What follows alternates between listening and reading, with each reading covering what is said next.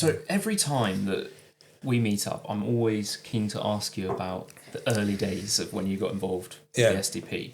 And I'm not talking about 40 years ago. You're not talking about 81, 82, right? no. But when you got involved again. Yeah. So you came back to the party in 2018? 2016, yeah. 2016. It was by accident. I mean, I was, like a lot of people, I'd been in the SDP in the 80s and I'd been in the Tory party. A little bit uncomfortable that was for 4 years, and in the end, that was as much as I could do. But why was it uncomfortable? So I wasn't really comfortable being in the party, really. And it was strange. I was recruited by a guy who I shared an office with. A nice guy. He's a member of the SDP now. But he was mayor of Hexham, working class, social worker. Not the typical Tory. And we chatted, and he said, "Yeah, you should join." And there was, it was just when, Blair, New Labour was at its peak, really. He said he should join. I said, "Well, okay, I'll join." And I was a mate, really, And then I was offered a council seat. They didn't think I could win, but I won it. And then I was a parliamentary candidate as well. But I said to them, I remember in the selection meeting with the council seat, I said, I was in the SDP, I'm really a social democrat. And all this room of quite nice Tories, no, it's fine. They weren't bothered. I mean, it was quite unpolitical in that sense at that level. But you stood on a manifesto. Did you agree with the manifesto, like in 2001? By then, I did on the key thing, which is keep the pound. Yeah, I did, because I became a very strong Eurosceptic after reading Peter Shaw's book, Separate Ways. Because I don't think you can practice social democracy and be in that. It stops you doing it. So I was passionately against EU membership. And actually, in those days, there is a survey. You could dig it out if you really try. You could, maybe some people watching this could try. There was a survey done of all Conservative candidates in 2001, asking you two questions. Would you leave the EU? Would you repeal the Single European Act or whatever? And I said yes. And I think I was one of 6 Tory candidates in the whole country to say that. And I remember at the time, like people like Douglas Carswell I wanted, because in the North East, I wanted a North East seat, and I went for Blair's seat, and I got on the shortlist, and Douglas wowed the room better than I did. So he got it. And so I stood in North West Durham in the end, but he got to know him quite well. And he was a Eurosceptic, a Tory Eurosceptic at the time. And I said, yeah, just leave. He said, no, we can sort of moderate. No, at that time he was sort of moderated and sort of, no. I said, no, you can't be in this. You've just got to leave. If you want to be a nation state, you have to leave. But yeah, so anyway, so that was a quick 4 years. And I felt a bit bad when I left them, because in the council I was quite senior by that time, and I made friends, but it just didn't feel right. And I always say to the kids, broad thing in life, if it's working and you're happy, continue, and if it isn't, change it. That's it. It's basics. So I wasn't involved though. We were raising a family. I had a lot to do in business and work. But I went to see David Owen speak before the Brexit vote, and I'm a massive Owen fan. I like Peter Shaw. Peter Shaw just pips him overall, but I'm a massive Owen fan. If anybody's got their SDP bingo card, they're going to be calling house very soon. Yeah, they will. But anyway, so I'm an Owenite all the way back. Jenkins was a Liberal, no, we're Social Democrats. So he was speaking in Hexham well before the Brexit vote. He put a little book out on the new Europe and so on. And David always thinks about these things very carefully, very serious, and published on it. And I listened to the speech in Hexham, and it was great. And of course, because of his experience as Foreign Secretary, can always say, as Andre Gromyko said, all this sort of thing. And I just chatted to him afterwards, and he signed the little book. And I said, I was in the SDP in the 80s, and I said, it's the only party I loved, and it meant a lot to us. And David said, oh, still going, my wife's a member, Wow. And I thought, really? And no one knew, it's like, it was so small.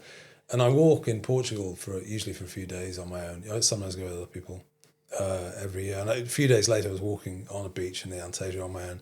So I'll just go back and join, see what happens. And this has happened, And what I want to know initially, what did happen when you join a party that is in the wilderness? Yeah, almost 50 dead. members, almost. Yeah, so when I joined, just innocently joined, and there was a small headquarters in Glasgow and a small committee of 3 people running it theoretically, and quite an elderly leader. And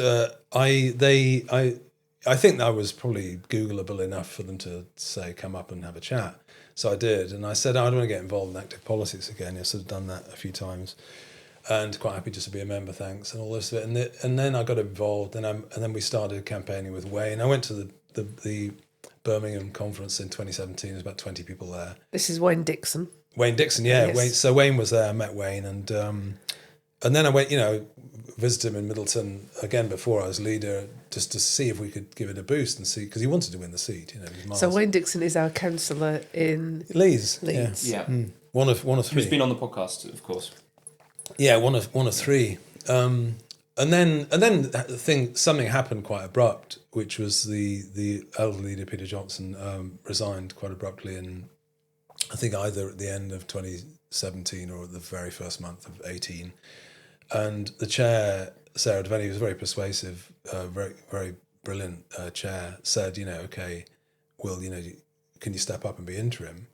And if you don't, that's probably it for the party, because it only had about 50 members, and it would have gone eventually if nothing had happened. That's a bit of a guilt trip, isn't it? It's good chairs. People are quite persuasive, aren't they? Yeah. So the deal was, I said, look, I'll think about it. And I really, to be honest with you, people might be surprised to hear a politician say this. I'm not doing this. It is an interesting job, and I love it. It's a privilege leading the SDP. But I'm not doing it because I wanted to do it in a sense. Genuinely, I didn't really want to. I think the public needs this party, and if we don't provide it, no one else will. So it's one of those situations. But yeah, in 2018, it was, well, I'm not really sure you really know what you're about. In the nicest possible way, I told the committee that. I said, you know what social democracy is, do you? Because you're talking about direct democracy, and some of them were quite libertarian. I'm not libertarian, really. And I said, well, you want to find out what it's about. And I asked them, if you rewrote the Limehouse Declaration, this happened in a meeting in Glasgow. I said, what would it look like if you did it? I said, I don't know, really. Well, so let's do it. I said the deal was I would do it, put the foundation in, and it took about 6 months to do. Some Labour Party people helped us. I think one Tory did. Journalists, thinkers did. Anyone that I thought could help us to get this foundation sorted. So we printed it, published it, and that was, as an interim leader, I thought that was my sort of job done and see where it goes. And then I was at a friend's house in Norfolk, and I got a call from Sarah, and she said, Patrick of Flynn's joined. I thought, oh. He was an MEP at the time. MEP, yeah. And a major figure on the Brexit debate, and a wonderful guy, and one of the nicest people you could meet in politics also, just by the way.